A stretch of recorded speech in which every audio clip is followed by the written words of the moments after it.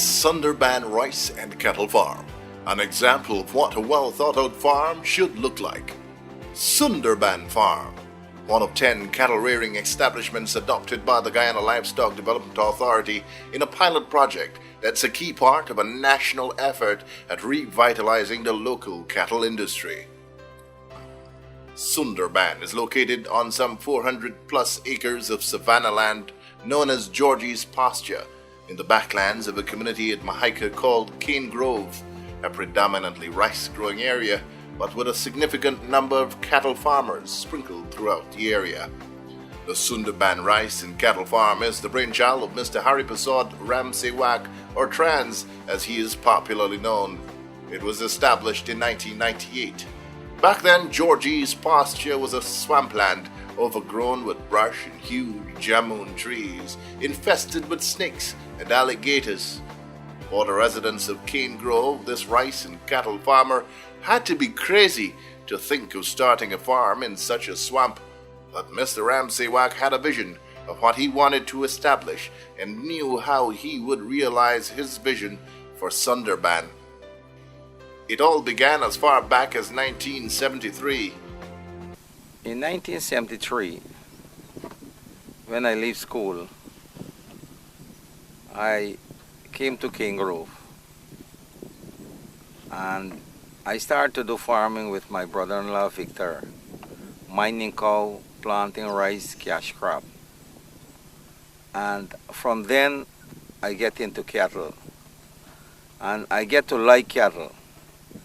I get to like these cows then because for so many years, and that time when we mining cow in Cane Grove, we wake up like 5 o'clock in the morning and start to milk cow, and then we have to take the milk and sell it. In those days, I sell milk for 8 cents a pint, 8 cents for 1 pint of milk. And then after returning from selling milk, I will eat breakfast and then take out my cow them to graze. Return in the afternoon, pen my cow, separate my calves, put them into pen, and then we will go and cut grass for the one then that is giving milk. And this is how I work from that time with cows and on to today.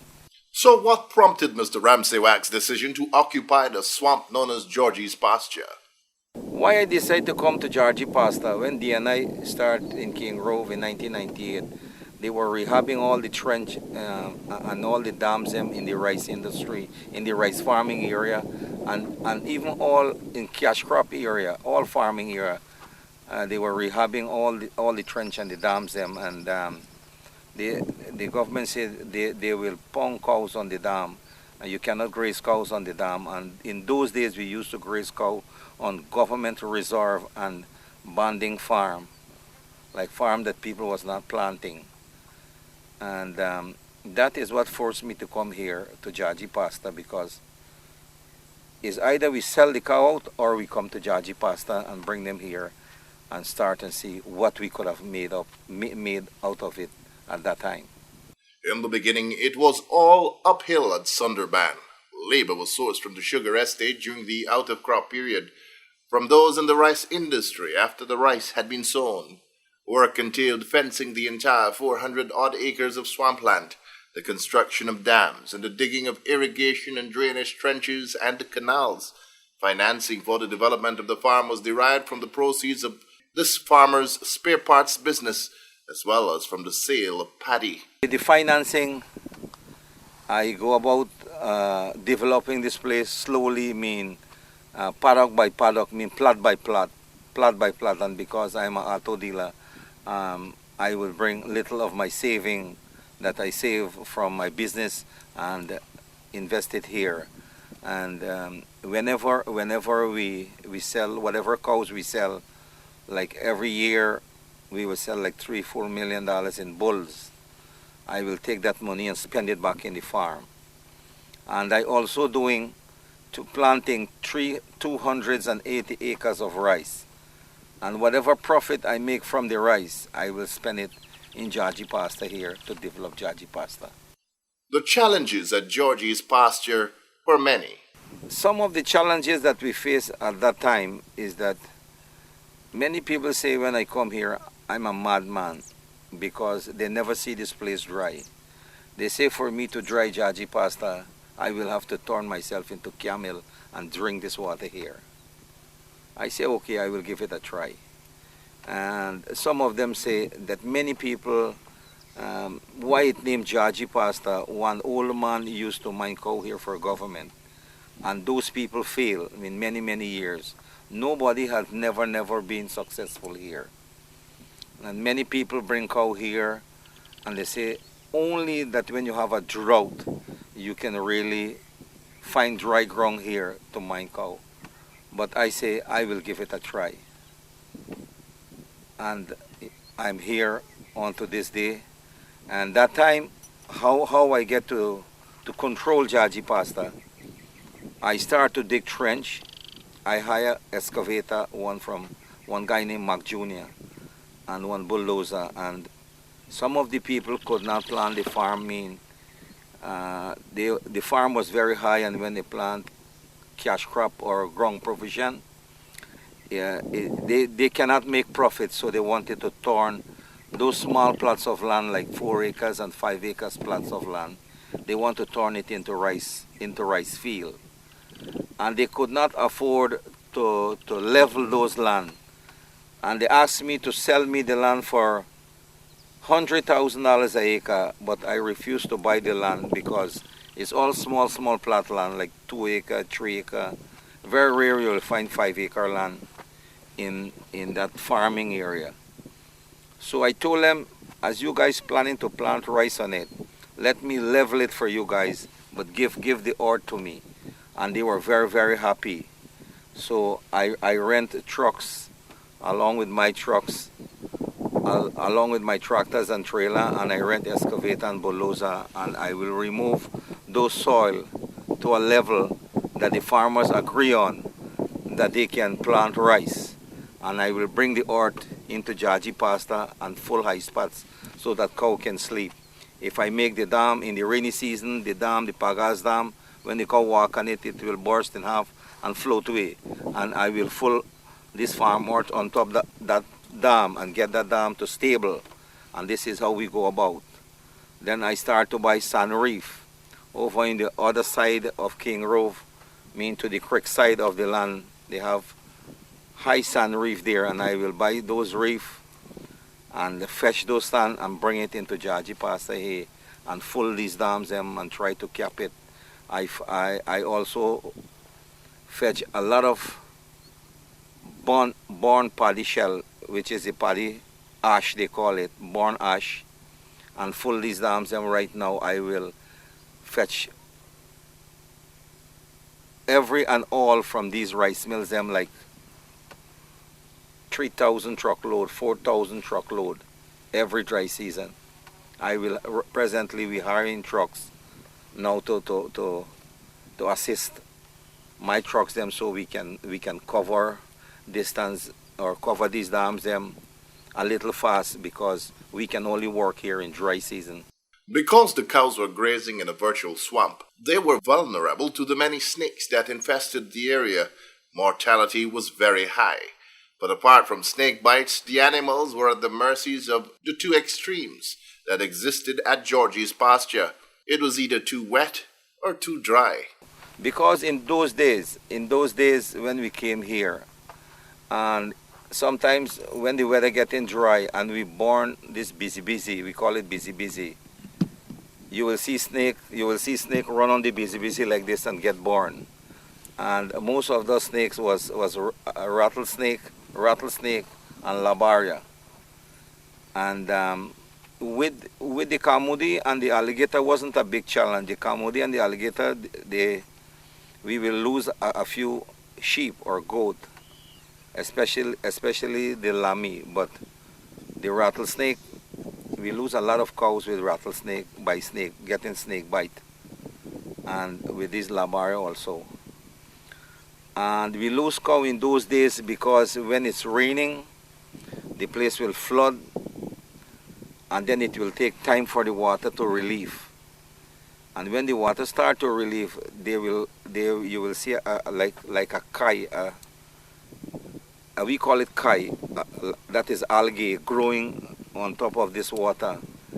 And then as the water reduce in the dry season, as the water reduce, plenty white fly will come, and the cows then will not graze this busy. They will only, eat a little or just graze a little, and being in the water there all the time and just come out in the night, there's nothing more to eat.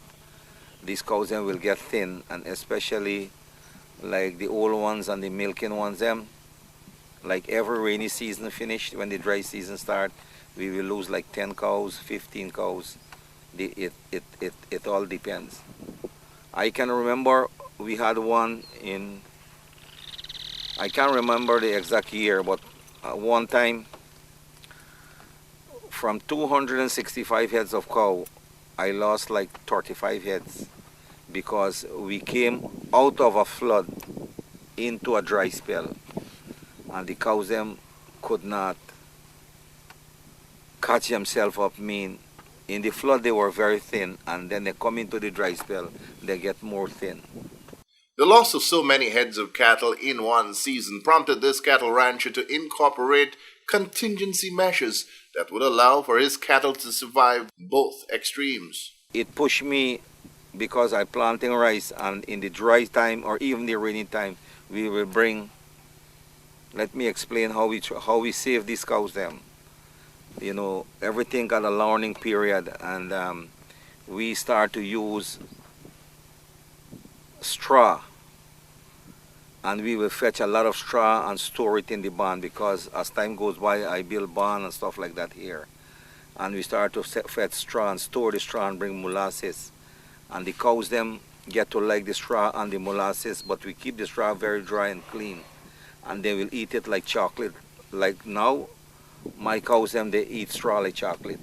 The evolution of Sundarban Farm from a swampland to one of Guyana's flagship cattle ranches has been characterized by Mr. Ramsey Wack's amazing attention to detail, his willingness to do whatever it takes in the interest of developing the farm and providing the best conditions for the growth of his animals. From the beginning, this rancher recognized the importance of proper feed for his cattle. Pasture development was therefore a key ingredient to the success being enjoyed today. During the flooded conditions in the wet season, he fed the animals straw with molasses, rice straw that is, along with supplemental feed including corn and soya, and when available, hops from Banks DIH. During the dry periods, the grass of choice was antelope. This is the grass that is mostly used as feed on Guyana's coastland. It is a hardy grass that is easy to grow, so much so that it has been causing major headache for authorities when it gets into canals and other waterways. It has a high resistance to wet and flooded conditions. It will die under prolonged flood conditions, but once the waters recede, the antelope grass will grow again with a vengeance. At Sundarban Farm, antelope grass has been the grass of choice. This, combined with supplemental feeding, has resulted in a healthy herd of cattle. Because if we don't have proper grass feed for the animal, no matter what breed of animal we bring, we will not get a good breed. We will not able to be on a good production line. Because now you can have breed to give you a bull in 2.5 years, like 500 pounds of beef. But to get that weight or to get that production, you have to have good grass feed. And the best grass that we have here right now is the antelope grass. We have a good grass also, which is the tana grass, but the tana grass is very slow.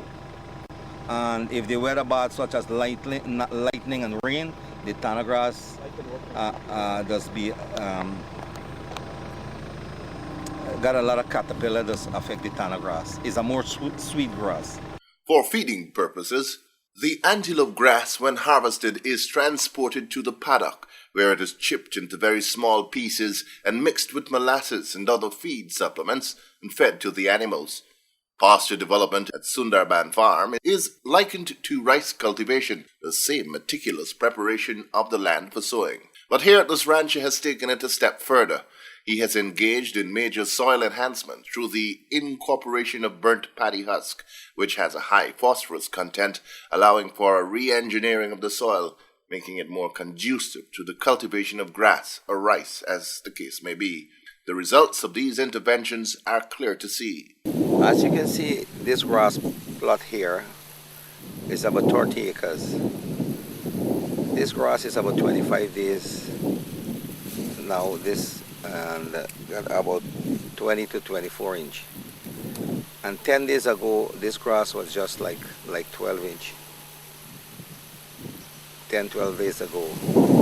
So it's very easy to understand that once you prepare and have everything right, you can get this antelope grass from last grazing to as this day 25 days and ready to graze again, because we're doing rotation grazing in these paddocks. Recently, under the supervision of the Guyana Livestock Development Authority, this clinic paddock was re-engineered using the burnt ash. Then the antelope cuttings were hand-planted. Within 6 weeks, this paddock was ready for grazing. This form of planting antelope is now being extended to other areas of the ranch. Because of his eye's steadfast and evolving trends in grass feeding, and with the help of soil agronomist Dr. Joel Santiago, a director with a seed engineering company out of Mexico, Mr. Ramsewak has introduced the hardy Mombasa grass variety to his farm, seeds for which were provided by Dr. Santiago. The Mombasa seeds are very, very thin, and we'll see it out in the fields just now.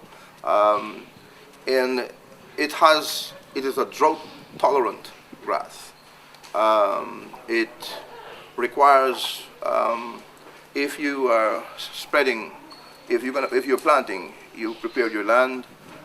First of all, you do your soil analysis, just like they've done here, and your soil should be moist to ensure you have germination, or you use overhead sprinklers, big guns, and you use a fertilizer spreader because many people don't have seed planters here, and it would not make much sense here.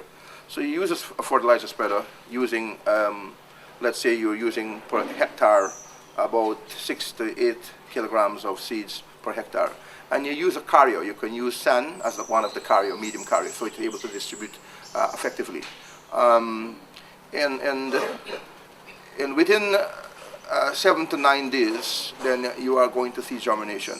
And you, this, like this soil here, for example, it has very rich organic matter. So you don't have to, we have the analysis at the same time of the soil structure. So we know what the soil requires. But for the Mombasa, it's an aggressive grass. It's, you need about, after 90 to 120 days, you're ready for start harvesting. After that, your first cuttings, if you're going to cut and carry, if you're going to use the baling of the hay, or you are going to graze. But if you're doing the cut and carry, like, which is familiar with most organized ranches or farms, you would do that every 35 days. And so you keep cutting every 35 days. If you are going to, and it is able to carry more animals than any of the other species of grass. So you have a grass that is going to be here for the next 20 to 25 to 30 years. It's not going anywhere. Despite a few hiccups in the initial stages of sowing the Mombasa seed, its establishment has been successful. Growth is occurring in some 70 acres to date. That is also expected to be increased. To date, a total of 270 acres of grass pasture has been established at Sundarban. This includes both antelope and Mombasa, as well as one 10-acre plot dedicated to the highly nutritious Tana grass. The pasture cultivation goal for 2016 is just under 400 acres. My goal with this farm here at Sundarban, on this side of it, is approximately 423 acres. I think if the weather continue and everything works well, because we're getting things under control, we're going to plant the entire 423 acres in grass. And this will happen soon, because as long as the weather is in our control that we can work, we will not stop planting, because we have the machine. Now we have the experience, we have the work team, we have the planting materials, we have everything. With rains anticipated in a matter of months, Mr. Ramsey Wack is confident that Sundarban Farm will be able to weather any prolonged rainy season, including flood conditions, as the extended drought has allowed for massive works on dams and high spots. It has also allowed for the stockpiling of a significant amount of silage that will tide the animals through any hardships during the expected rains. Silage is important in a farm. Why silage is important is for two reasons. It's three reasons. If you got a dry spell, you have backup feed in tanks. If you have a rainy season, flooding time, you have backup feed in tanks. Animal must feed at least, depends on body weight. A mother cow must get 60 pounds of grass minimum every day and 10 pounds of feed. At least 60 pounds, minimum 60 pounds of grass. So if you do not have 10 pounds of feed, and you cannot reach 60 pounds of grass feed, then what will happen to your animal? And for me, in our case here, we have about 345 heads of cow in this farm presently. Should we go into a dry spell, or should we go into a wet season, very wet flood, how can we sustain with this animal when we have this huge investment like AI, embryo transplant?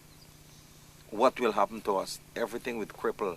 So we have been invest heavily in silage.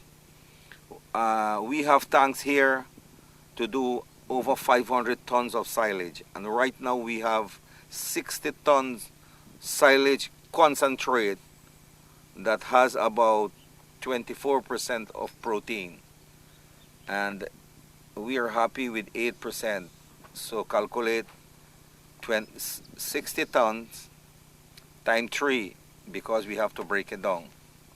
So we can safely say that we have 180 tons of feed in the tanks. Sundarban Farm is one of 10 cattle operations in Guyana that are part of a pilot project being run by the Guyana Livestock Development Authority, GLDA. This collaboration is part of the national strategy at revitalizing the local cattle industry through the development of an improved breed of animals reared across the country. To this end, the GLDA has been providing technical and other support to these 10 farms, including the Sundarban Farm. These interventions have included the provision of genetically superior breeding bulls, the provision of semen for artificial inseminations and embryo transfers. Veterinary services to maintain the health of the animals is also a key aspect of that program. According to Trans, this partnership with GLDA has been the key to his progress over the years and is crucial to the realization of his goals in the short and long term. If it wasn't for GLDA, I couldn't have reached this stage here today, because GLDA, they share all the intelligence with this farm. GLDA, for the past few years, actually from the beginning, but for the past few years, they got more technology. They had more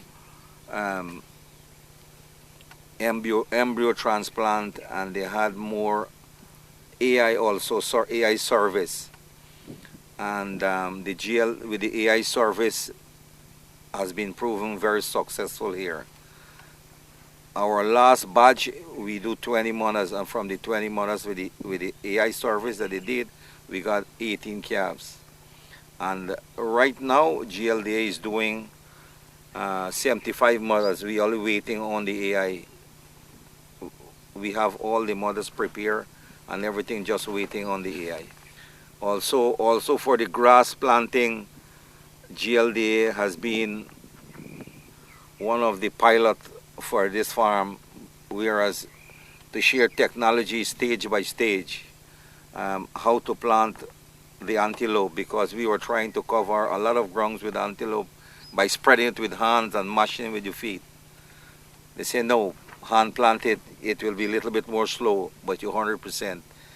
We have achieved and accomplished hand planting antelope by hand, and achieving the best yield that I can ever experience or believe. In a 10 by 10, 10 feet by 10 feet, we're getting like about 90 to 100 pounds of antelope in 45 days. Max 45 days. And we can't ask for more than that. We have a vet checking these animals every week, sometimes 2 times per week. They have different doctors coming in here and checking these animals, make sure that these animals is in good health. So what are the goals of this partnership forged by the GLDA with Sundarban and the 9 other cattle operations? Explaining this concept is Deputy Chief Executive Officer of the GLDA, Dr. Dwight Waldron. According to him, GLDA provides technical and other support for these farmers, who in turn allow for a tap-in by small cattle farmers who benefit from technology transfers, live animal distributions, etc. These pilot farms are being seen as satellite farms, from which the small farms around will benefit. We also want to embark on or continue to work on our genetic improvement program, which entails the use of semen doing artificial insemination, and we all know that's one of the fastest way of injecting new genetics into our population. The embryo transfer program, we want to continue that with our core farmers, our pilot farmers, and we're going to use them as multipliers so that other farmers can acquire breeding animals from those farmers. And the live animal distribution, to establish MOU with those farmers, what we plan to do is to use some of the purebred from our stock to do that, and also to make some available where we're going to be selling some of these purebred to other farmers. With the support of GLDA's Sundarban Farm enjoys an average calf birthing rate of 1 new calf every week and an annual calf mortality of just under 3%. 2015 was by far the best year yet for calf births, with more than 110 calves born at the end of December 2015. Sundarban's focus to date has been cattle for beef production. Calf to market time is on average just under 3 years for steers. There are 75 mothers primed and ready for artificial insemination. An additional 2 breeding bulls are to be added to the herd within a month. With a current stock of just over 300 head of cattle, projections for the future are quite promising. My projection here for the next 2 years, we planned last year from the 1st of November 2014 to the 31st of December 2015. Sundarban Farm produced 116 calves. We only got 3 calves died. That is history we make. For the next 2 years, we're projecting for this year, 2016, to do 150 calves, because we started the synchronizing program already, whereby we're going to determine what date in the year we need our mother cow to drop. And the same for the next, in 2017, we're projecting to do 300 calves for this 2 year. Mr. Ramsewak is anticipating that in the next 2 years his stock of cattle will more than double its current number, leveling out at just over 600 head. While the focus is on cattle, Sundarban is in fact a mixed farm. It boasts an additional 300 acres of land under rice cultivation. It has a flock of some 200 sheep and goats. Sundarban also boasts several large ponds in which the red tilapia, lukanani, and other sweetwater fishes are reared, though not for commercial purposes at this time.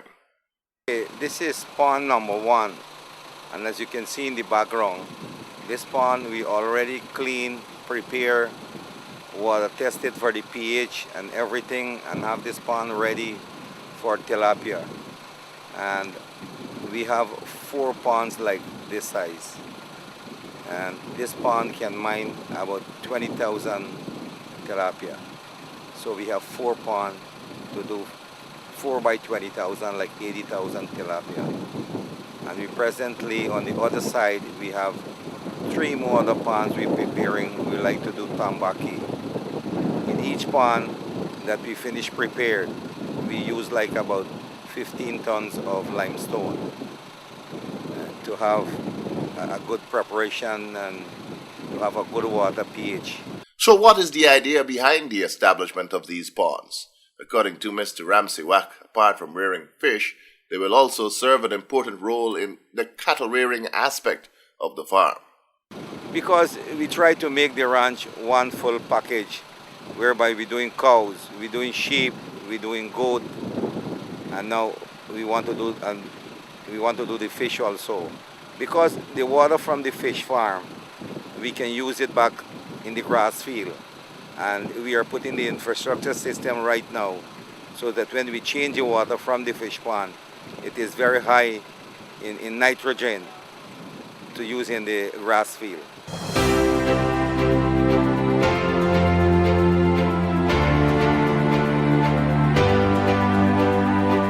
Minister of Agriculture Noel Holder and a high-level team from his ministry recently visited the Sundarban Farm for a look at the layout and various innovations that have been bearing fruit as a result of the interventions of the GLDA.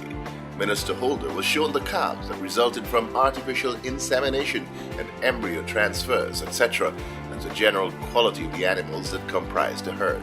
He was shown the grass pastures of the finishing facility for the steers earmarked for market and the young heifers that were set aside for artificial insemination.